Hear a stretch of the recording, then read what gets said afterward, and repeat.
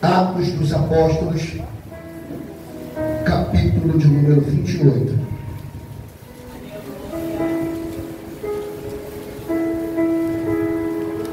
Amém, igreja? Diz assim: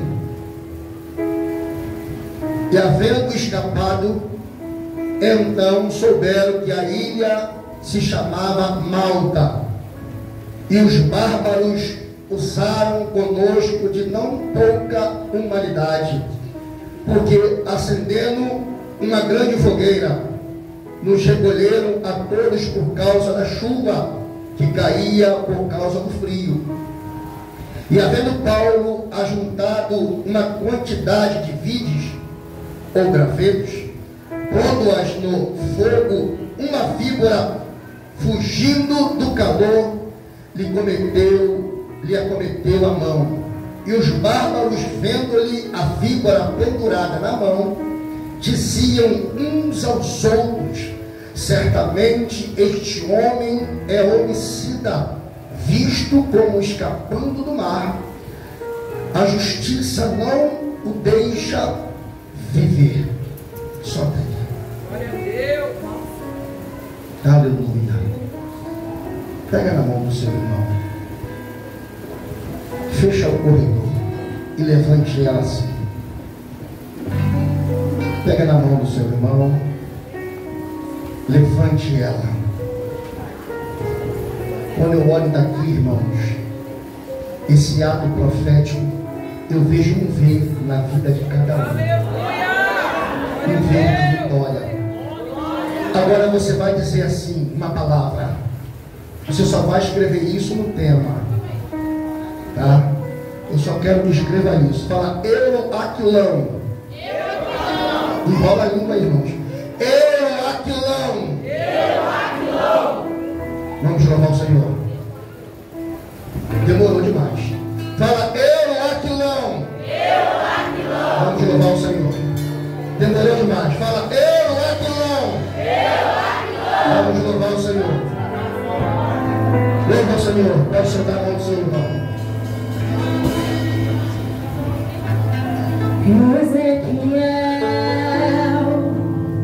meu servo, peixes e vale de ossos secos espalhados no chão. Este é meu povo, povo de Israel, povo rebelde.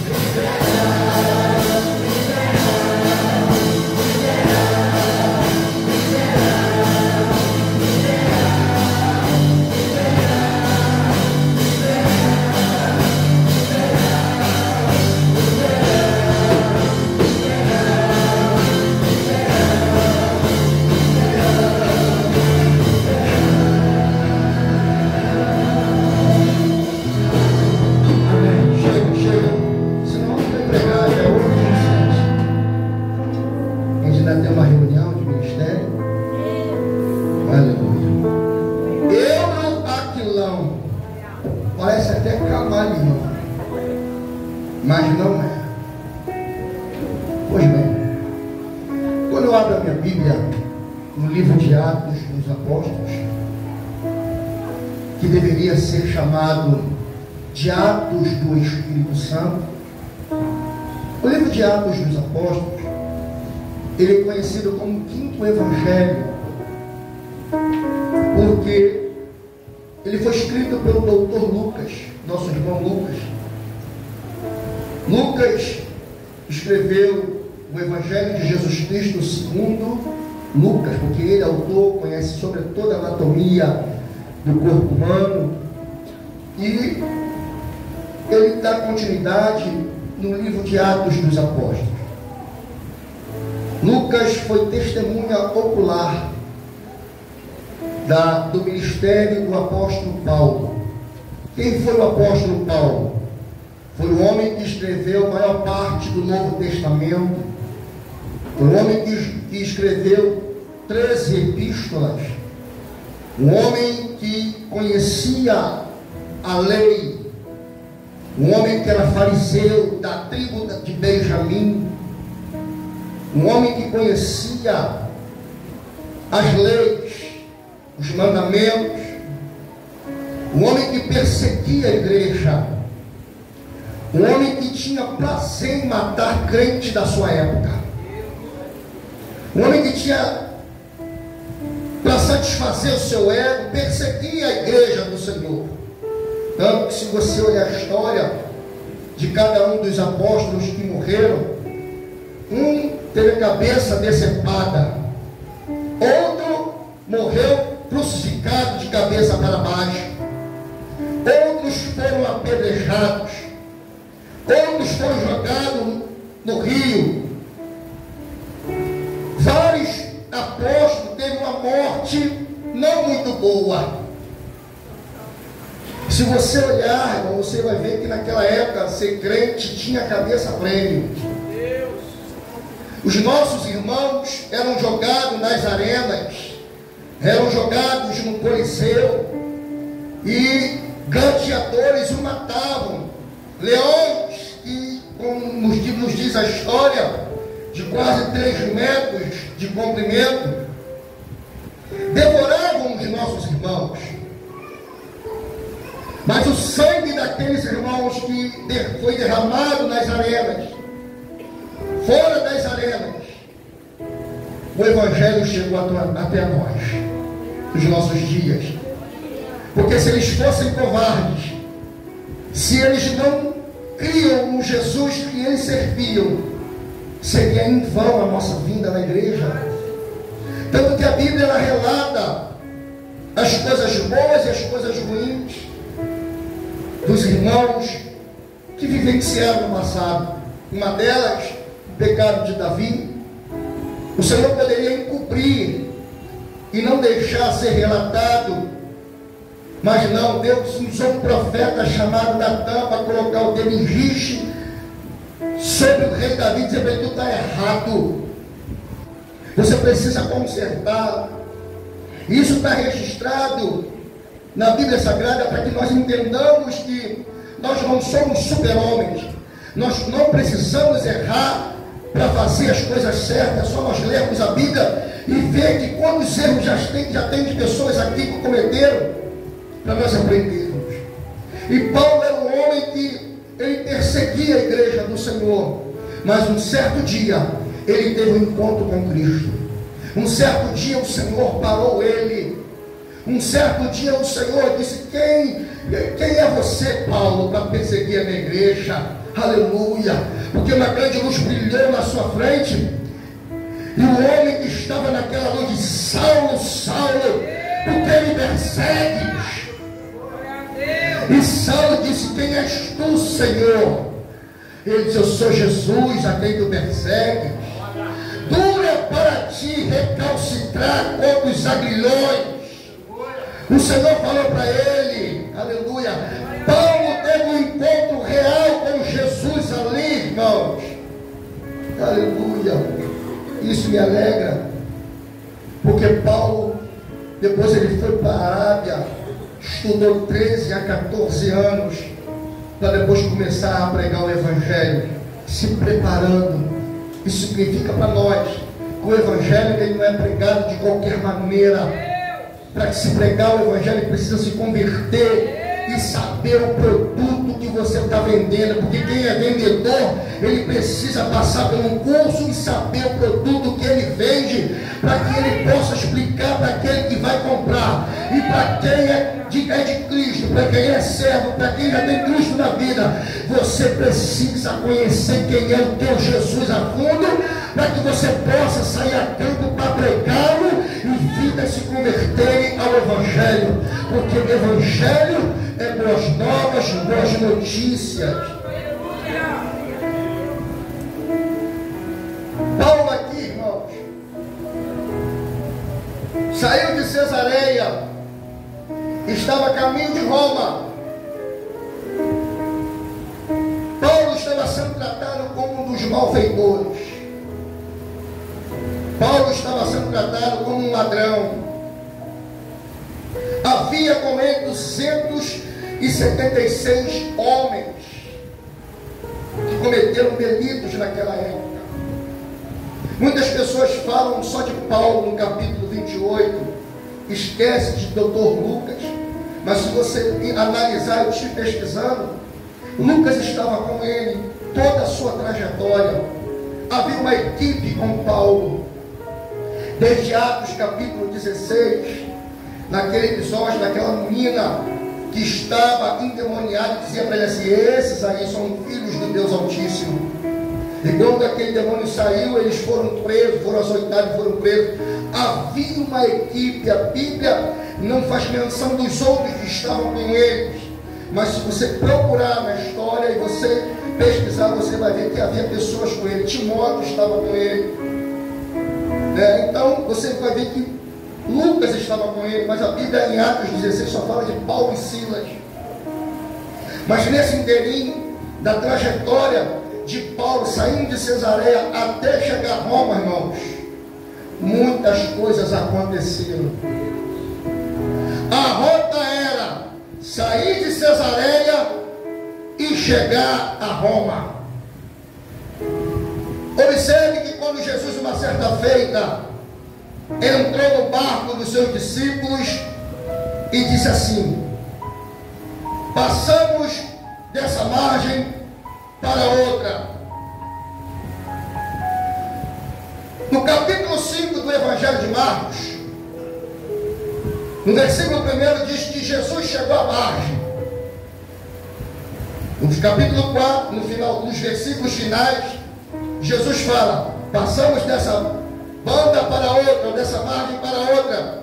No capítulo 5 do Evangelho de Marcos, você vai ver Jesus chegando, colocando os pés na terra dos Gadarenos, e um homem, um espírito possesso, vários espíritos, uma legião, foi dentro com Jesus.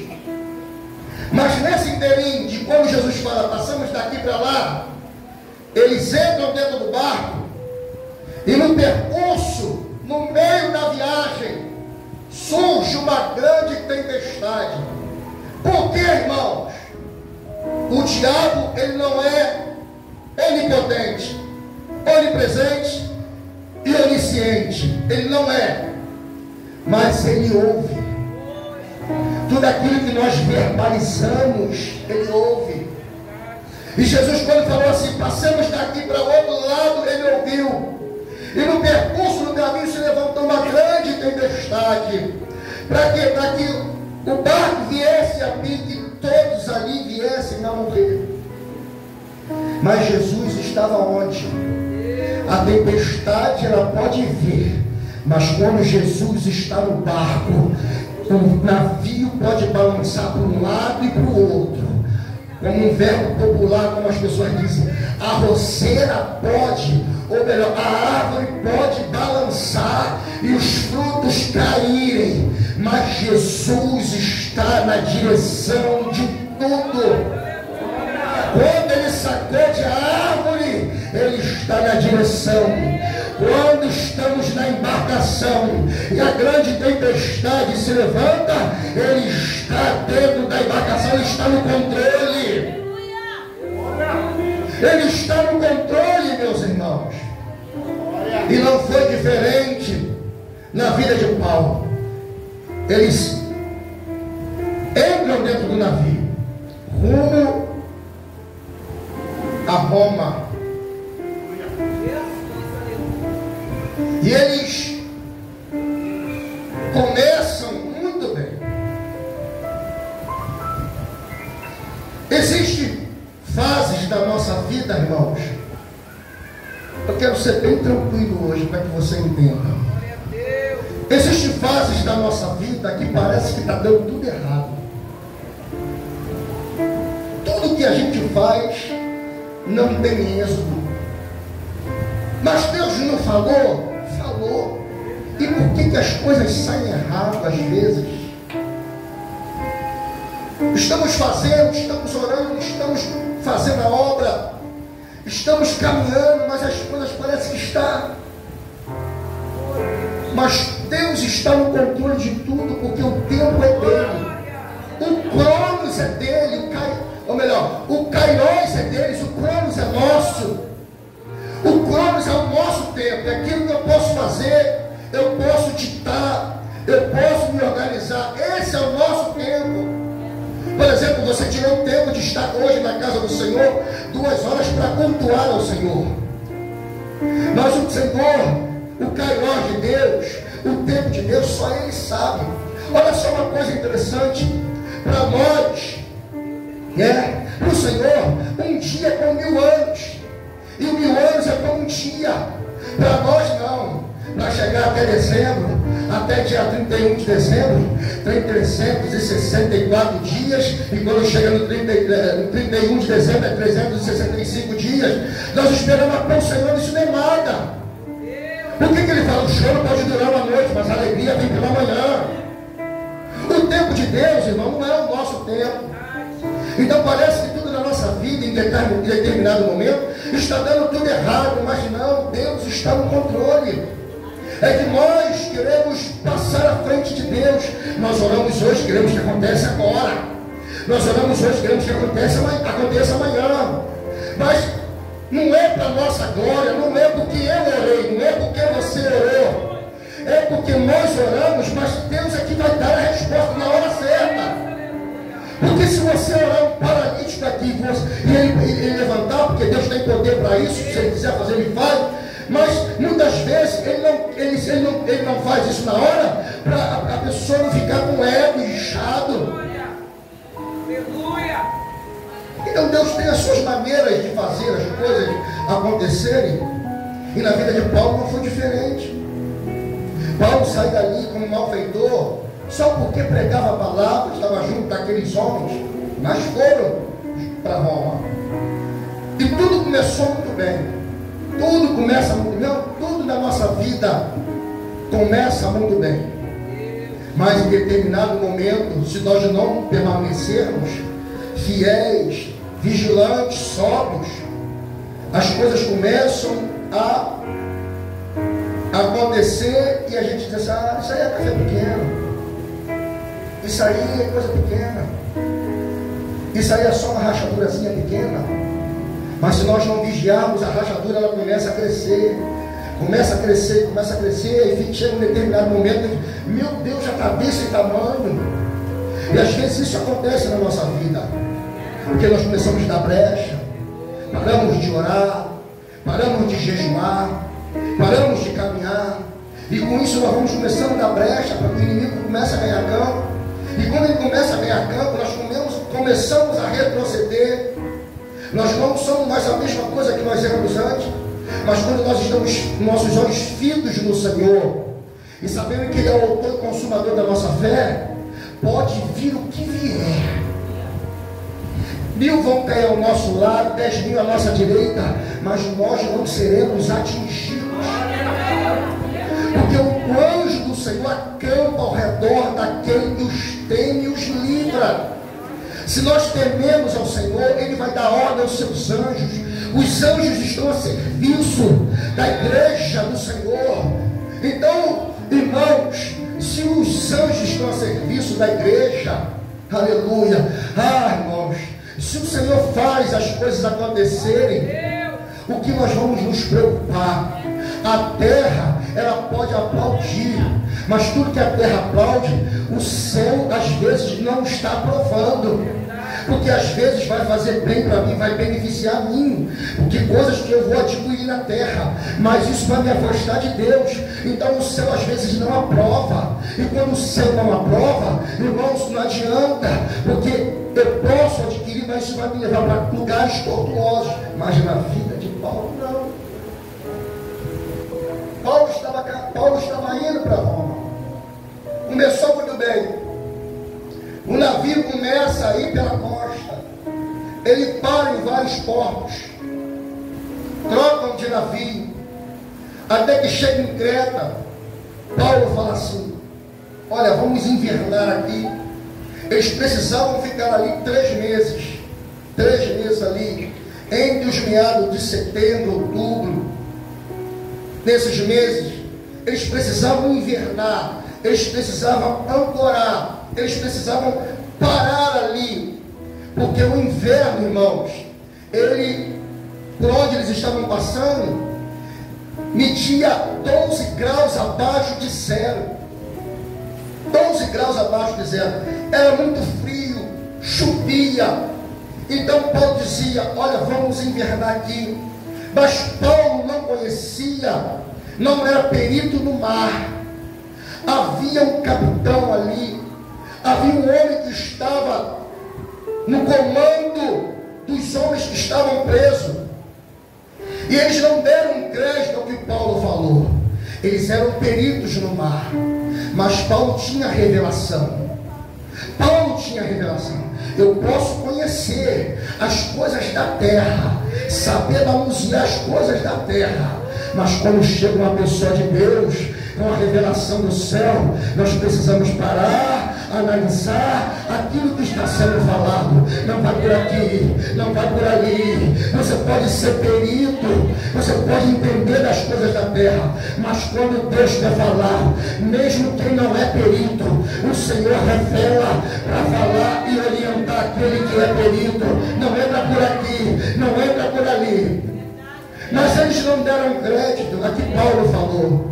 Eles continuaram pelo mar Adriático, e quando chega um determinado momento do mar Adriático, irmãos, naquela época existia muito tufões,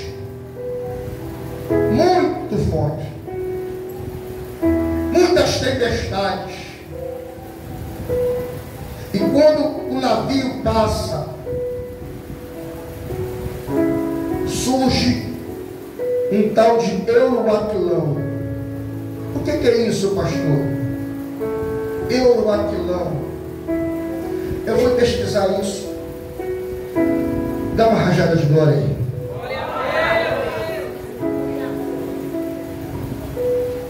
A palavra Euroaquilão, são 2 palavras juntas. A palavra euro, ela significa, da etimologia da palavra, no grego significa vento sudoeste.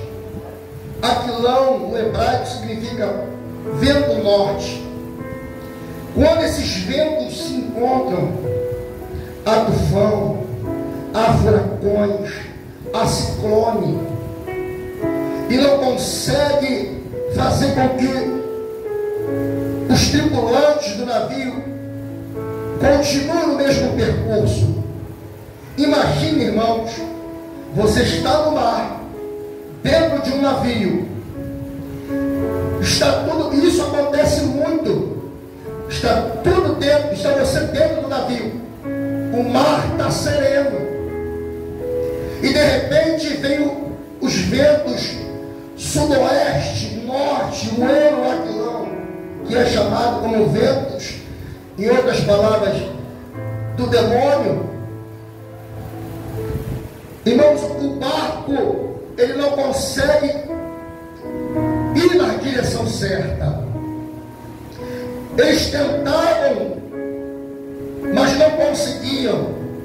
E o que é que eles fizeram? Quando acontece isso, eles precisam largar o leme, eles precisam largar o que conduz o barco, e deixar o vento levar o navio.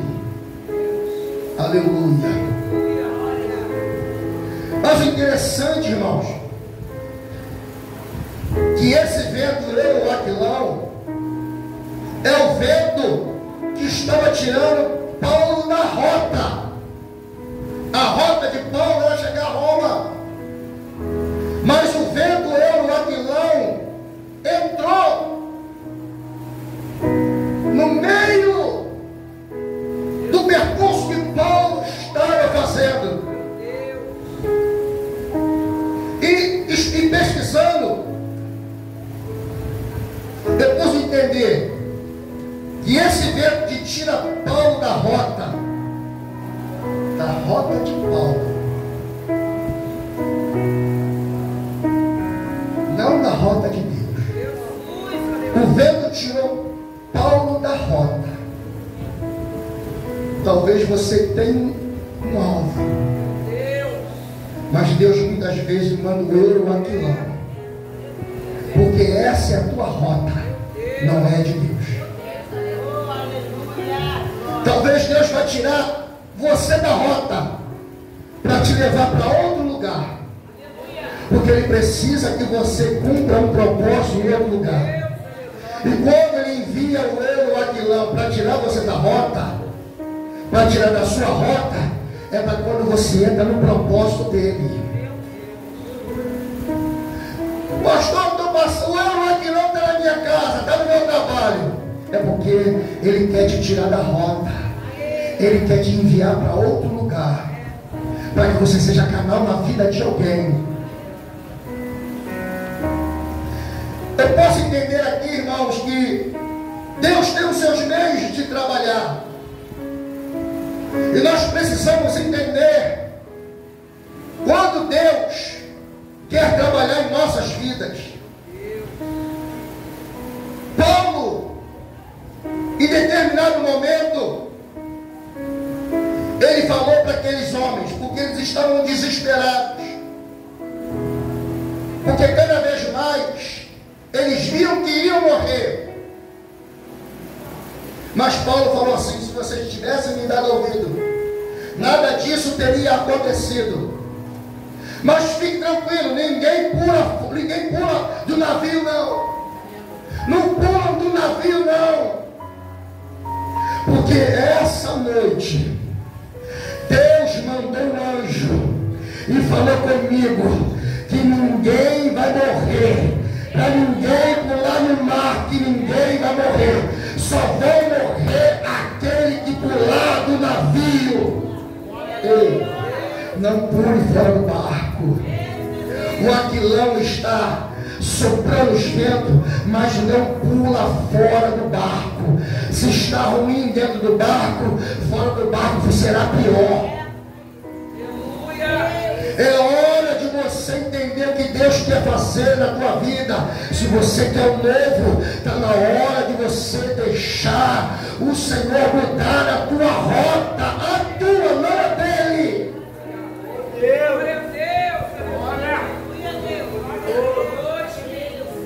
Fala para o seu irmão: você não vai morrer, não haverá morte. Fique dentro do barco. Não pula fora do barco. Larga ele. Aí eu lembrei do Evangelho de João, capítulo 3. O vento sopra aonde quer. Aleluia. Deus quer soprar na tua vida. Deixa o Espírito Santo te guiar. Deixa o Espírito Santo conduzir a tua vida. Será necessário Ele mandar o vento, o Aquilão, para que você entre na rota do céu. Saia da tua rota. Deixa Ele controlar a tua vida. Deixa Ele dirigir a sua vida. Senão Ele vai permitir o Aquilão entrar. Paulo falou: não vai morrer ninguém, porque o anjo falou comigo esta noite. Aleluia. Ninguém pula fora do navio, do barco. Ele vai se quebrar. E no momento que você está no vento, irmãos, vai surgir uma pessoa, como surgiu na vida daqueles homens ali. Eles vendo que iriam morrer, pastor. Eles vendo que iriam morrer. Os soldados se levantam e falam assim: vamos matar os prisioneiros. Você já está sofrendo. Você já está no Euromaquilão. Aí quando você está na prova, as pessoas olham assim e falam: vai morrer. Não vai aguentar. Ih, não adianta mais. Em vez das pessoas pegar você, chorar com os que choram, se alegrar com aqueles que se alegram. Tem momentos da nossa vida que a gente tem que parar, irmãos, é alma. São vidas que estão em jogo, de ir para o céu ou ir para o inferno. Precisamos estar juntos, como igreja do Senhor. Por isso que nós somos igreja, somos chamados irmãos. Irmãos é para nós vivermos como irmãos. Por isso precisamos estar juntos. Graças a Deus. E Paulo ali, irmãos, ouvindo aquilo ali, e o responsável pelos os prisioneiros que gostavam de Paulo, falou: não, nós não vamos fazer isso. Nós não vamos fazer. E já tinha passado vários dias, 14 dias que eles não comiam. E Paulo falou assim: olha, coma alguma coisa, para que se fortaleçam para o jejum. Chega. Porque não havia dia, irmãos. Não havia sol, diz aqui o capítulo 27. Não havia sol. Não tinha como ver as estrelas. O tempo estava denso. Não se via nada. O barco estava à deriva. As ondas estavam levando o barco. Até que chegou um determinado momento que os tripulantes que estavam ali ouviram barulhos da água bater em algum lugar. E eles perceberam assim: estamos perto de alguma terra. Estamos perto de algum lugar. Porque nós estamos ouvindo as ondas bater em algum lugar. Vamos ancorar aqui. E desceram, ancoraram ali. O que me chama a atenção, que no meio da tempestade, no meio do furacão, no meio dos tufões, no meio dos ciclones, em meio à turbulência, precisamos ouvir Deus. Porque as turbulências, irmãos, nos deixam sem saber o que fazer. A gente corre para um lado, a gente corre para o outro. Meu Deus, o que eu vou fazer? O que eu vou fazer? Quer ver uma coisa? Um exemplo prático. Quando o gás acaba na tua casa e você não tem dinheiro, e a hora que só acaba na hora que tu está fazendo a comida, e a hora que não tem onde você comprar, e você não tem o bujão subexcelente, aí você fala: meu Deus, e agora? E agora, Jesus? O que eu vou fazer? O que eu vou fazer? Você está desesperado, tem que fazer a comida, meu filho tem que ir para a escola, minha filha tem que ir para o trabalho, o meu marido está chegando. O que eu vou fazer? Para. Respira, irmão. No momento da nossa vida nós estamos acelerados. A gente está acelerado demais. A gente está correndo, está acelerado. É o momento da nossa vida que a gente precisa parar para respirar, ouvir Deus falar. Aqueles homens ouviram o barulho das águas batendo em algum lugar. O navio estava todo quebrado. No dia seguinte, levantaram as âncoras, o navio estava quebrado. Paulo falou: olha, pulem ao mar, se salvem. Peguem um pedaço do navio que se quebrou e vai até a terra. E cada um deu o seu jeito, ninguém morreu. Quando Deus fala, ninguém morre. Ninguém, quando Deus fala alguma coisa para você, creia no que Deus falou. Deus também é homem para que minta, nem filho do homem para que se arrependa. Se Ele falou, vai acontecer. Se Ele falou que a tua família será salva, Ele diz para você, creia, só creia no Senhor Jesus e será salvo tu e tua casa. As portas vão se abrir, os milagres vão acontecer, mas se Ele falou, vai acontecer. Quando eu chego na ilha, é o que nós vamos começar a pregar agora, depois dessa pequena introdução. Meu Deus, 3 minutos para as 9.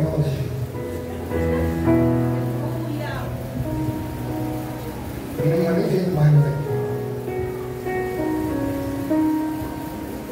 Quando Paulo chega na ilha,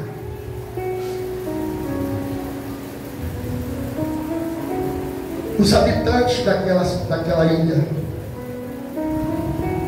a ilha ela media 153 metros quadrados, era uma ilha pequena. Quando eles chegam lá, a Bíblia relata no capítulo 28 que os bárbaros os receberam. Quando nós lemos a palavra bárbaros, nós lembramos de pessoas como violentas, sanguinárias, que fazem barbáries. Não. Eles eram conhecidos como bárbaros por causa da língua que eles falavam. Era uma língua semita, sírio-fenícia. Eles falavam outra língua, não falavam o grego. Então por isso que eles eram conhecidos como os bárbaros, mas eram pessoas que eram de boa receptividade.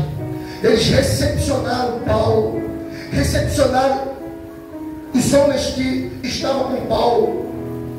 E estava chovendo muito, muito frio, muito frio. Estava chovendo muito. Até que eles tiveram uma ideia, vamos fazer uma fogueira. Nem todos, conta a história, que nem todos estavam reunidos com Paulo. Cada um estava em grupos e cada um fazia a sua fogueira. Paulo estava com os habitantes da ilha, e um dos chefes daquela ilha estava com Paulo, e de repente começaram a pegar gravetos para fazer uma fogueira. Chovia, frio, queriam se aquecer. Paulo pegou os gravetos. Quando Paulo pega o graveto, e quando Paulo pegou o graveto, nada aconteceu. Nada tinha acontecido. Mas quando Paulo jogou o graveto no fogo, a víbora saiu dali e picou Paulo. Enquanto você não faz nada para o Senhor, enquanto você não caminha, enquanto você só vem para a igreja como espectador, enquanto você só vem para sentar no banco, tudo está tranquilo.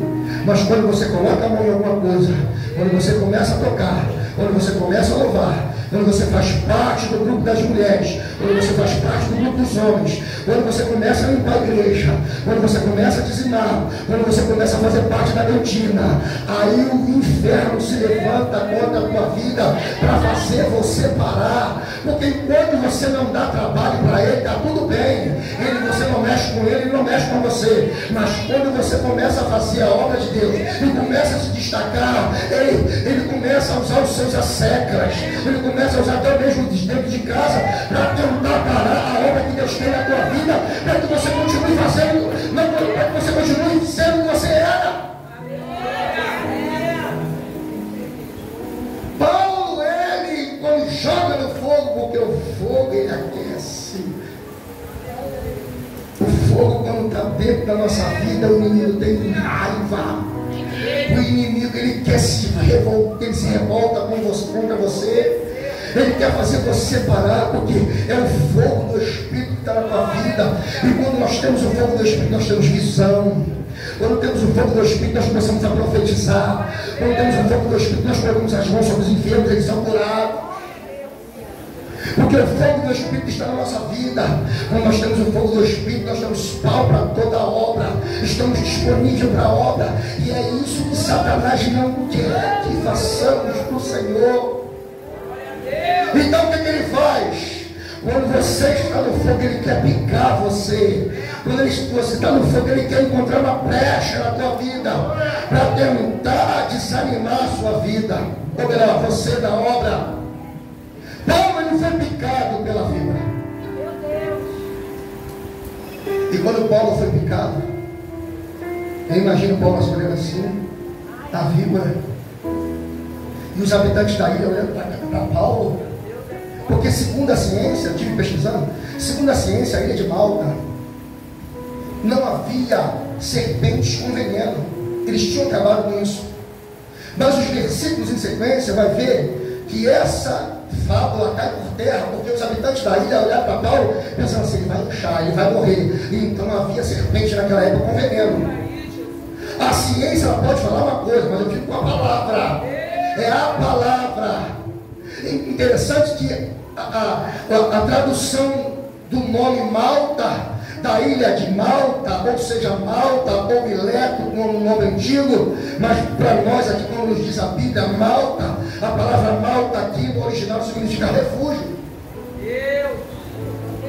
Há momentos da nossa vida que vamos estar em tempo de turbulência, mas o Senhor vai nos levar para um lugar de refúgio. Outra vez que Deus fala sobre isso é quando Davi vai de encontro àqueles que levaram as suas esposas lá, e eles vão atravessando, iam atravessar o Ribeiro de Besor. Ribeiro de Besor significa refúgio.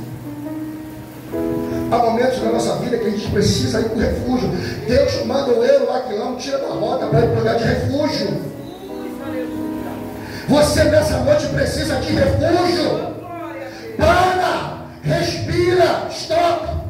Fechou o sinal, está vermelho. O verde é para você prosseguir. O laranja é atenção, vai fechar. Vai fechar o semáforo. O semáforo vai fechar, a luz vermelha vai acender. Há momentos da nossa vida que precisamos ir para o lugar do refrigério. Elias, depois do Monte Carmelo, foi para a caverna. É preciso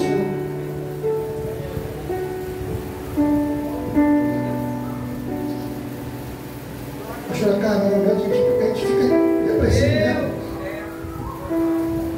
Sabe por quê? Tem pessoas que falam assim, mas é o pastor, é a pastora. Eu sou carne. Pastor só toma remédio para diabetes? Sim. Eu sou carne. Pastor só toma remédio para pressão? Sim. Toda hora você me vê levantando e vou para banheiro. Sou carne. Tem pessoas que querem espiritualizar tudo.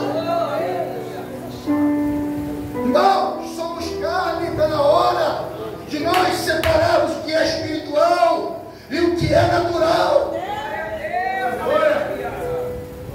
Tem pessoas que falam assim, eu não vou tomar remédio. Mas é de Deus. O cemitério está assim. Eu estou no meu direitinho. Paulo foi picado. Foi encerrado. Olhou assim, a víbora. E olhavam para ele dizendo assim, vai morrer. E diziam assim, esse homem é homicida. Não morreu no mar. Agora olha aí, ó. Como nos dizem os nossos primos, é um karma que está perseguindo ele.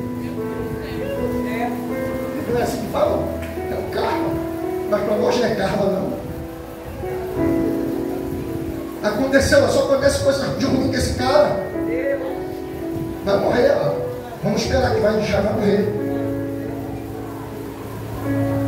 Mas Deus tinha um propósito na vida de Paulo naquela ilha. Paulo balançou a mão assim, ó, a víbora saiu. Depois de muito tempo, eles olharam para Paulo e disseram assim, esse cara é Deus. esse cara em Deus, porque o veneno não fez efeito na vida dele. Foi levado para um dos chefes da ilha. Quando chegou lá, tinha um dos seus que estava doente. Paulo orou e foi curado. Paulo não fez tudo. Todos os habitantes da ilha iam ir ter com Paulo. E Paulo orava, Deus fazia milagre. Deus vai te tirar da rota para te levar para um lugar de refúgio, para que você seja bênção lá para outras vidas.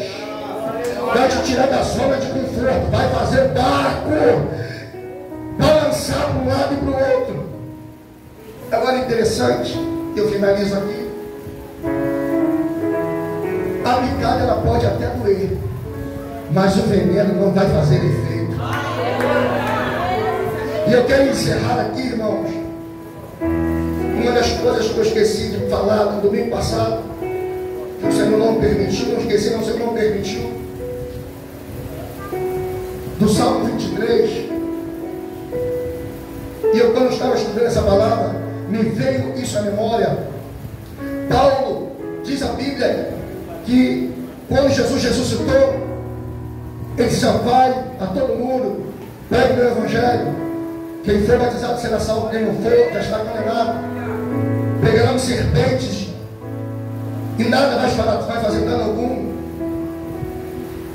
Então, isso se cumpriu na vida de Paulo. A serpente picou ele. E quando eu vejo que quando Paulo foi picado e o veneno não fez efeito, eu lembro da ovelha. Eu lembro da ovelha. Paulo, mesmo que ele era um missionário, mas ele era ovelha. Nós somos ovelhas.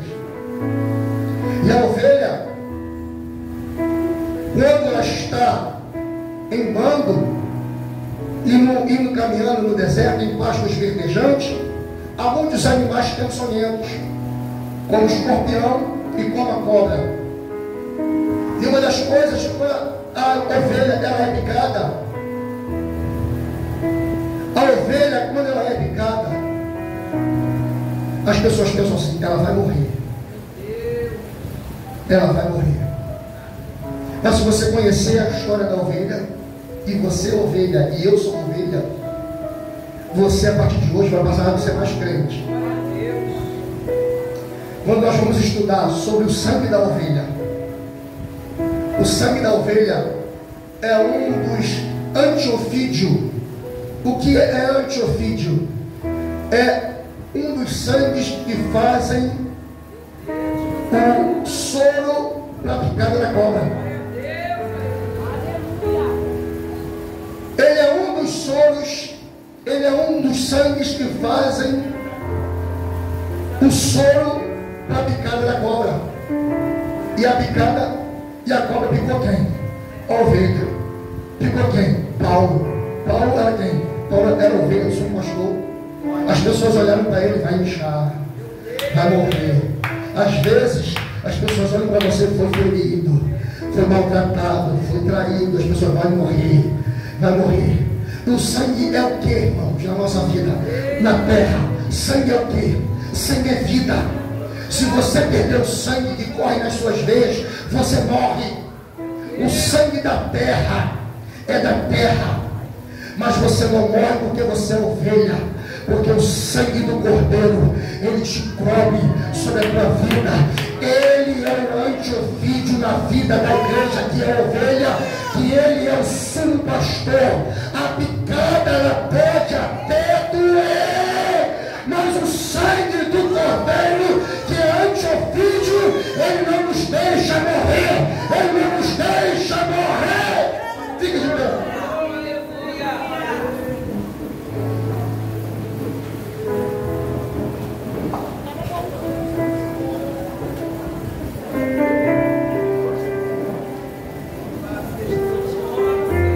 Quem está vivo aí? Deixa eu ver. Quem está vivo aí? Quem está vivo? Quem está vivo? Quem está vivo? Aleluia. Aleluia. Vamos louvar o Senhor. Vamos adorar o Senhor, porque nós estamos vivos. O diabo perdeu mais uma. Ele pensou que ia deixar você em casa, colocando desânimo, colocando tristeza, colocando vários tipos de coisas para que você não pudesse estar na casa do Senhor. Mas nesta noite você está aqui, levantando a bandeira da vitória. Aleluia. Eu consegui chegar na tua casa, meu Senhor, para louvar, engrandecer e bendizer o teu santo